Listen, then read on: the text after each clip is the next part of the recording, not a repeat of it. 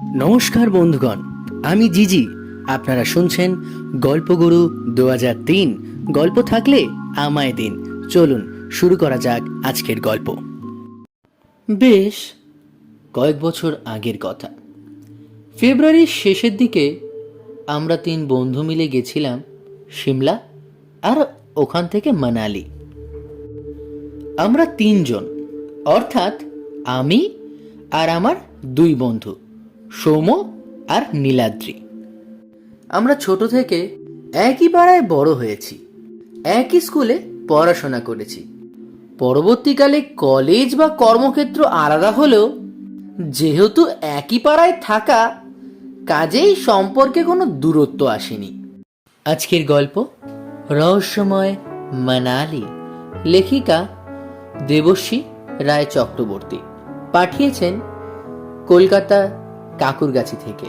অসংখ্য ধন্যবাদ জানাই দেবশ্রী ম্যামকে আমাদেরকে গল্প পাঠানোর জন্য। এবার গল্পে ফেরা যাক। ঠিক হলো আমরা দিন 3 সিমলায় থেকে তারপর মানালি যাব। যেমন কথা তেমন কাজ। 3 দিন পরে সিমলা থেকে একটা গাড়ি বুক করে মানালির দিকে রওনা দিলাম। কিন্তু মাঝপথে গাড়িতে একটু সমস্যা হওয়াতে আমাদের মানালি ঢুকতে বেশ অনেকটাই দেরি হয়ে গেল। একে পাহাড়ি জায়গা, তার ওপর চারিদিক অন্ধকার। আমাদের গাড়ির ড্রাইভার পাঞ্জাবের মানুষ, তিনি এদিকটা ভালো চেনেন না। সেই জন্য আমরা বারবার ভুল রাস্তায় চলে যাচ্ছিলাম। আমাদের মধ্যে সৌম একটু রাগচটা ধরনের। সে রেগে তার স্বভাবসিদ্ধ বাংলা মেশানো হিন্দিতে বলতে শুরু করলো, এ ভাই আপ ছেড়ে দিজিয়ে, হাম হাট হাট কে চলা জায়গা, নেহি চিন্তা তো আয়া কিউ। একে রাস্তা গোলমাল হয়ে যাচ্ছে, তার ওপর ওর এইসব কথা। ড্রাইভার বেচারা তো ঘাবড়ে একাকার। রাত প্রায় তখন 10টা। সেই সময় সামনে মোটামুটি একটা হোটেল দেখে ভাবলাম আর খুঁজে লাভ নেই, এমনিতেই যথেষ্ট রাত হয়ে গেছে, এখানেই থেকে যাব। কিন্তু কপাল মন্দ হলে যা হয়, সেখানে একটাও ঘর খালি নেই। তবে রিসেপশনে যিনি ছিলেন তিনি বললেন, আমাদের হোটেল ছেড়ে 5-7 মিনিট হেঁটে গেলেই দেখবেন ডান হাতে একটা বাংলো টাইপ বাড়ি আছে। সেখানকার মালিকের সাথে কথা বলে দেখতে পারেন। ওটা ঠিক হোটেল নয়, নিজেদের বাড়ি। তবে ঘর খালি থাকলে ওরা কখনো কখনো ভাড়া দিয়ে থাকে। রিসেপশনিস্টের কথা মতো আমরা একটু এগিয়ে গিয়ে বাংলোটা দেখতে পেলাম।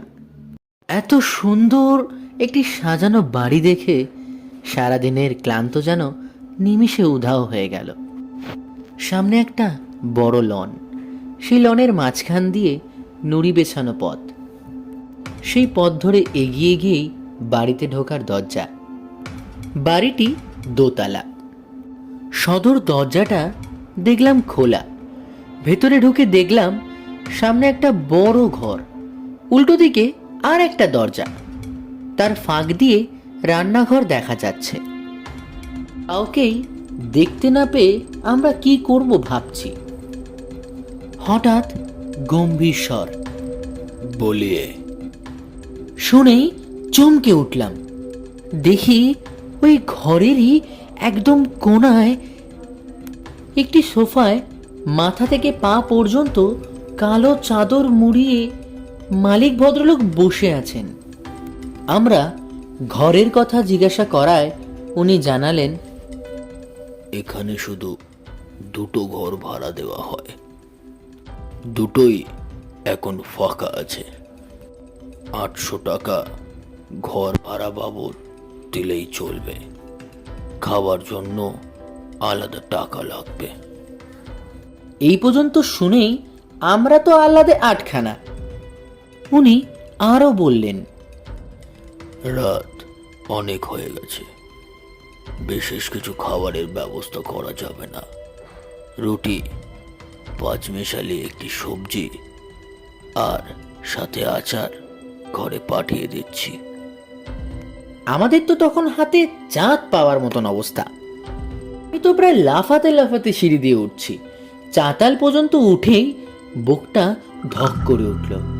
দেখি দেওয়াল ঘেঁষে একজন যুবতী চুপ করে এক দৃষ্টে আমার দিকে তাকিয়ে দাঁড়িয়ে আছে। চোখ দুটো যেন জ্বলছে। চিৎকার করতে গিয়ে খেয়াল করলাম ওটা একটা অয়েল পেন্টিং। ছবিটার চোখ দুটো যে কি ভীষণ জীবন্ত, দেখলেই বুকের ভেতরটা ছ্যাঁত করে ওঠে। যাই হোক, নিজেদের ঘরে ঢুকলাম। ঘরে ঢুকেই মনটা ভালো হয়ে গেল। বেশ পরিষ্কার পরিচ্ছন্ন, সাজানো গোছানো বড় ঘর। একটা দুজনের শোবার বিছানা আর একটা একজনের শোবার বিছানা আছে। রাতে খাবার সেরে সৌমা আর নীলাদ্রি একসাথে শুলো, আর আমি আলাদা শুলাম। শোবার পরেই বোধ হয় আর একটা মিনিটও জেগে থাকিনি, বা থাকতে পারিনি। সাথে সাথেই গভীর ঘুম। কতক্ষণ যে ঘুমিয়েছি জানি না।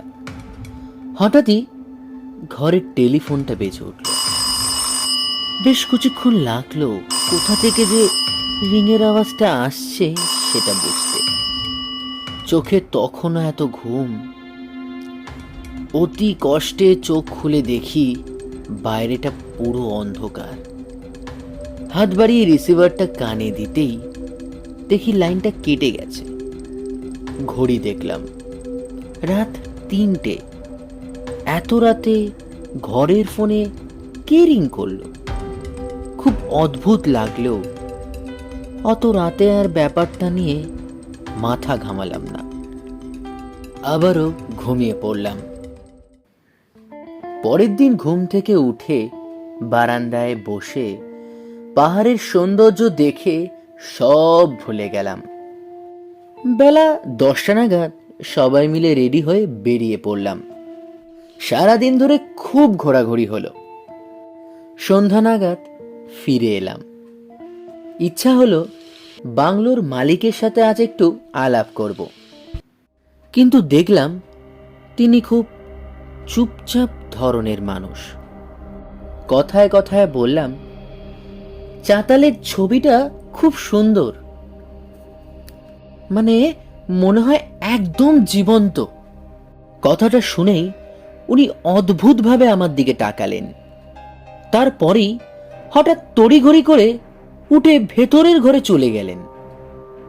আমরা সকলেই ওনার এই অদ্ভুত ব্যবহারে অবাক হয়ে গেলাম। সৌম তো বলেই ফেলল, আজব লোক রে ভাই। রেগে গিয়ে ও আরো কিছু বলতে যাচ্ছিল। আমরা তাড়াতাড়ি বললাম, চল ভাই, লেনে একটু হাঁটাহাঁটি করি। সৌম কোনো উত্তর না দিয়েই রেগে মেগে ওপরে চলে গেল। কি আর করি, আমি আর নীলাদ্রি দুজনে একটু হাঁটতে গেলাম সামনের লেনটাতে। ভাবলাম বাড়ির পেছন দিকটা কি আছে একটু দেখে আসি। লনের বাঁদিক ধরেই পেছন দিকে যেতে গেছি। হঠাৎই কোথা থেকে এক বিশাল আকারের কুকুর এসে এমন চিৎকার জুড়ল, কি বলবো। আমরা আর এগাতে পারলাম না। কি আশ্চর্য, এই কুকুরটা হঠাৎ কোথা থেকে এলো? একে তো কাল থেকে চোখে পড়েনি, এখনই বা কোথা থেকে এলো? আমরা দুজনেই খুব ঘাবড়ে গেলাম। একটা অদ্ভুত অস্বস্তি হতে শুরু করলো। আর বেশিক্ষণ ওখানে না দাঁড়িয়ে নিজেদের ঘরে চলে এলাম। তিনজন বসে সমস্ত ব্যাপারগুলো নিয়ে আলোচনা করছি। ছবির কথা শুনে মালিকের অদ্ভুত ব্যবহার, আমাদের কিরকম যেন এড়িয়ে চলা, হঠাৎই কোথা থেকে কুকুরের আবির্ভাব, সবই অদ্ভুত। আমি কালকে রাতের ফোনের কথাটাও বললাম। আমার কথা শুনে নীলাদ্রি ফোনটা তুলে দেখতে গেল, আর প্রায় সঙ্গে সঙ্গে চিৎকার করে আমাকে ডাকলো। আমি কাছে যেতেই আমাকে বলল, ফোনের তার তো খোলা, তুই স্বপ্ন দেখেছিস? আমি চমকে উঠলাম। বললাম, বিশ্বাস কর, আমি উঠে ঘড়ির সময়ও দেখেছি। সৌম্য আমাকে বলল, ঘুমের ঘরে তাহলে তুই নিজেই খুলে রেখেছিস। আমি যতই বলি আমি তার খুলিনি, কিছুতেই ওরা বিশ্বাস করে না। এবার আমারও মনে হলো যে কি জানি, ঘুমের মধ্যে হয়তো তারটা আমি খুলেই রেখেছি। তারটা খোলাই রেখে দেওয়া হলো। এইসব কথা শেষ হতে না হতেই রাতের খাবার এসে গেল। আজ আমি আর লীনাদ্রি এক বিছানায় শুলাম। কতক্ষণ ঘুমিয়েছি জানি না। হঠাৎই মনে হলো আমার পায়ের কাছে একটা খসখস শব্দ, কুকুর বা বিড়াল আঁচড়াইলে যেমনটা হয়। কথাটা মনে হতেই বুকের ভেতরটা কেঁপে উঠল। একটু আগেই লনে দেখা কুকুরটার কথা মনে পড়ে গেল। লাফিয়ে উঠলাম, কিন্তু কই, কোথাও তো কিছু নেই। মনের ভুল ভেবেই আবারও শুয়ে পড়ছি।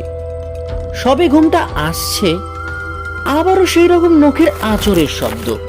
এবার আর শুয়ে থাকতে পারলাম না। উঠে বসেই কি মনে হতে ঘরের মধ্যে একটা ছোট্ট আলো জ্বালিয়ে দিয়ে শুয়ে পড়লাম।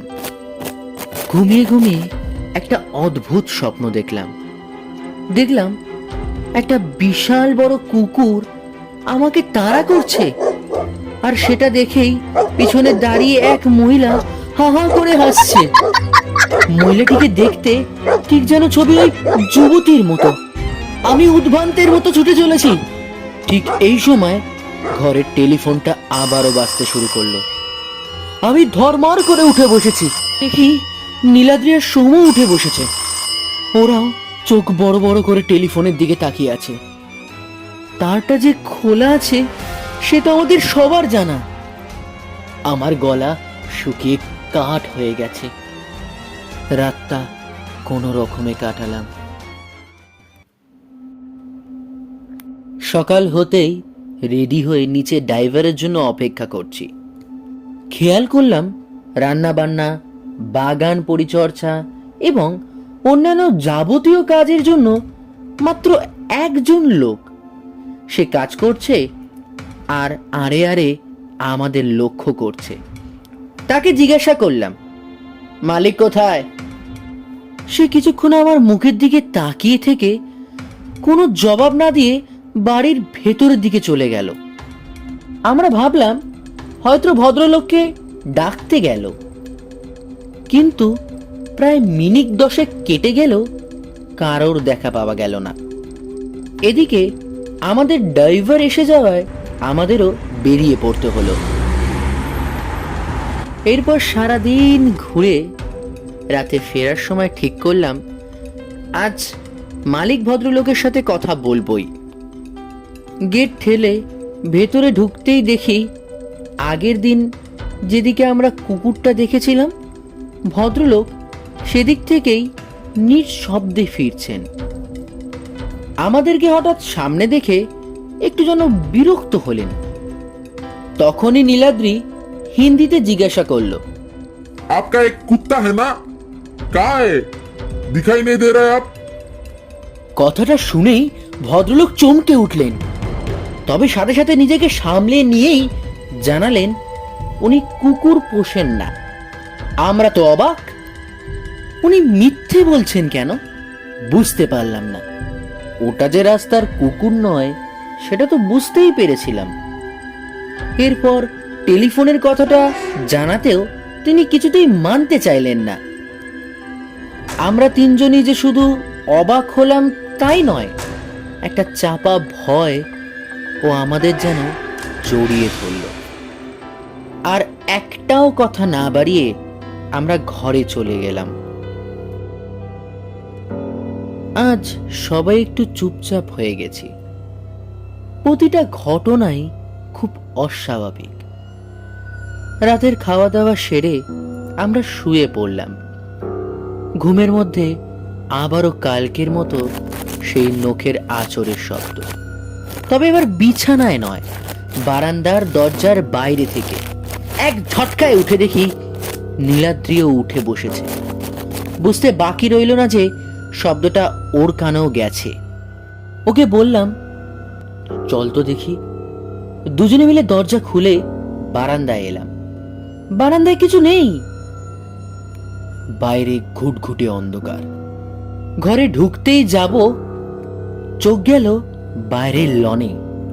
দেখি মালিক ভদ্রলোকই অন্ধকারে ঠান্ডার মধ্যে লনের বেঞ্চে চুপ করে বসে আছে, পুরো শরীর চাদরে ঢাকা। এরকম অদ্ভুত ঘটনা দেখে আমাদের ভয়ের সাথে এবার একটা সন্দেহ হতে শুরু করলো। ওনার আচরণ এরকম অস্বাভাবিক কেন? কি কারণে উনি আমাদের এড়িয়ে চলছেন? কিছু প্রশ্ন করলেই চমকে উঠছেন। এসবের পিছনে কি কারণ থাকতে পারে বুঝতে পারছিলাম না। ভাবতে ভাবতে আবারও ঘুমে চোখ জড়িয়ে আসছিল। শুতে গিয়েও উঠে বসলাম। কি মনে হতেই টেলিফোনের রিসিভারটা নামিয়ে রাখলাম। তারপর ঘুমিয়ে পড়েছি। এরপর যা ঘটল তার জন্য মোটেই প্রস্তুত ছিলাম না। আগের 2 রাতের মতো ঠিক একই সময় আবারও রিং বেজে উঠল।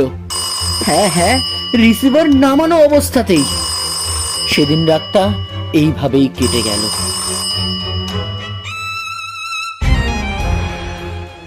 পরের দিন আমাদের ফেরার পালা ছিল। আমরা সবাই মিলে ঠিক করলাম হিসাব মেটানোর সময় আমরা ভদ্রলোককে জিজ্ঞাসা করব কাল অত রাতে উনি লনে কি করছিলেন। কিন্তু তার হলো না। কর্মচারী ছেলেটি জানালেন সমস্ত হিসাব তৈরি করে রেখে উনি বেরিয়ে গেছেন, ফিরতে দেরি হবে। বুঝলাম আমাদের এড়িয়ে যাওয়ার জন্যই এই ব্যাপার। ওখান থেকে বেরিয়েই আমরা ঠিক করলাম প্রথম দিন যেই হোটেল থেকে আমাদের এখানে আসার পরামর্শ দিয়েছিল সেখানেই একবার যাই। যেমন কথা তেমন কাজ, আমরা গেলামও তাই। রিসেপশনে প্রথম দিনের অল্প বয়সী ছেলেটাই বসে। সব কথা শুনে সে খুব অবাক হয়ে বলল, কি বলছেন? এরকম তো আগে শুনিনি। তবে মাঝখানে বছর 3 মতো উনি ঘর ভাড়া দেওয়া বন্ধ রেখেছিলেন শুনেছি। কারণ জিজ্ঞেস করায় উনি জানালেন ভদ্রলোকের স্ত্রী বছর 3 আগে হঠাৎই নিখোঁজ হয়ে যান। সেই শোকেই নাকি ভদ্রলোক ঘর ভাড়া দেওয়া বন্ধ করে দিয়েছিলেন। পুলিশ এখনো পর্যন্ত ভদ্রমহিলাকে খুঁজে পায়নি। আরো একটি কথা সেই রিসেপশনিস্ট জানায়, ভদ্রমহিলা নিখোঁজ হয়ে যাওয়ার পরে না তার পোষা কুকুরটাও আর নাকি দেখা যায়নি। কথাটা শুনে আমরা চমকে উঠলাম। কথাগুলো শুনে আমাদের মনে তখন সন্দেহ জাগতে শুরু করলো। আমরাও মনে মনে 2-2 4 করছিলাম। আমরা সিদ্ধান্ত নিলাম মানালি পুলিশের সাথে যোগাযোগ করব। ঠিক সেই মতো সৌমের বড় কাকা, যিনি লালবাজারের উচ্চ পদস্থ পুলিশ কর্তা, তার সাহায্য নিলাম। মানালির পুলিশের সাথে আমরা যোগাযোগ করলাম, আমাদের সন্দেহ জানালাম তাদেরকে। প্রথম দিকে মানালির পুলিশ রাজি না হলেও অবশেষে আমাদের সাথে আসতে রাজি হলো।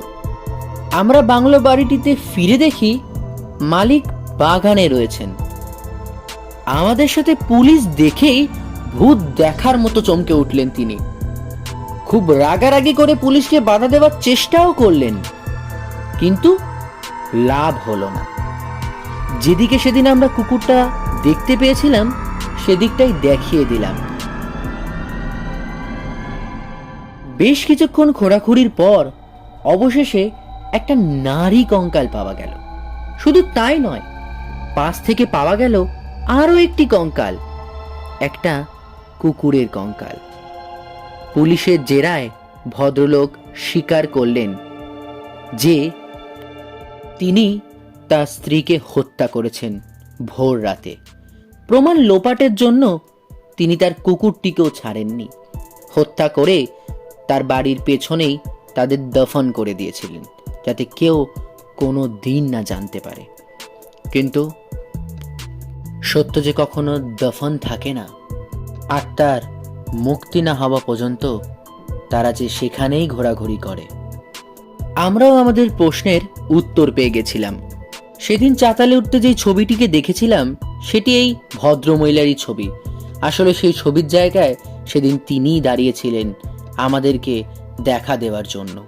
আর সেদিনকার বাড়ির পেছনে কুকুরটি চিৎকার করে বোঝাতে চেয়েছিল, আমাদের মুক্তি দাও, মুক্তি দাও। তাই ঠিক রাত 3টের সময় টেলিফোনটা বেজে উঠত, কারণ সেই সময় ভদ্রলোক তার স্ত্রীকে হত্যা করেছিলেন। এখন বেশ শান্তি লাগছে, মনটা অনেকটাই হালকা। খুব ভালো লাগছে এরকম ভাবে দুটো আত্মার মুক্তি হতে দিতে পেরে। আমরাও পাহাড়ের সেই মনোমুগ্ধকর সুন্দর পরিবেশকে দেখতে দেখতে বাড়ি ফিরে এলাম। এই দাঁড়ান দাঁড়ান, কোথায় যাচ্ছেন? এখনো গল্প শেষ হয়নি। আপনারা কি কোনোদিন সিমলা বা মানালি গেছেন বা দার্জিলিং? কোথাও কি এরকম বাংলো বাড়িতে রাত কাটিয়েছেন? আপনাদের ঘুমেও কি কেউ বিরক্ত করেছিল? কাউকে দেখে কি আপনার মনে হয়েছিল যে তিনি বর্তমানে আর বেঁচে নেই? তাহলে অবশ্যই পাঠিয়ে দিন আমাদেরকে। গল্পগুরু 2003 মনে রাখবেন, এখানে শুধুমাত্র আপনাদের লেখা গল্প শোনানো হয়। কেমন লাগলো আজকের গল্প অবশ্যই জানাবেন। তো বন্ধুরা, কেমন লাগলো আজকের গল্প তা আমাদেরকে কমেন্টের মাধ্যমে অবশ্যই জানাবেন। ভালো লাগলে একটি লাইক করে দেবেন, বন্ধুদের মাঝে শেয়ার করে দেবেন এবং চ্যানেলটিকে সাবস্ক্রাইব করে দেবেন। এখানে আপনাদের লেখা গল্প পাঠ করে শোনানো হয়। আপনাদের গল্প আমাদের কাছে খুব সহজে পাঠাতে হলে আমাদের ডেসক্রিপশনে দিয়ে থাকা বা আমাদের ইউটিউব চ্যানেলের লিংকে ফেসবুক পেজের লিংক আছে, সেখানে মেসেঞ্জারে আপনাদের গল্প বা কবিতা আমাদের কাছে পাঠাতে পারেন, বা আমাদের মেলের মাধ্যমেও আপনাদের গল্প বা কবিতা পাঠাতে পারেন। আমাদের মেলের নাম golpoguru2003@gmail.com। আপনাদের লেখা গল্প বা কবিতা আমাদের চ্যানেলে পাঠ করে শোনানো হবে। সকলকে অসংখ্য ধন্যবাদ। টাটা।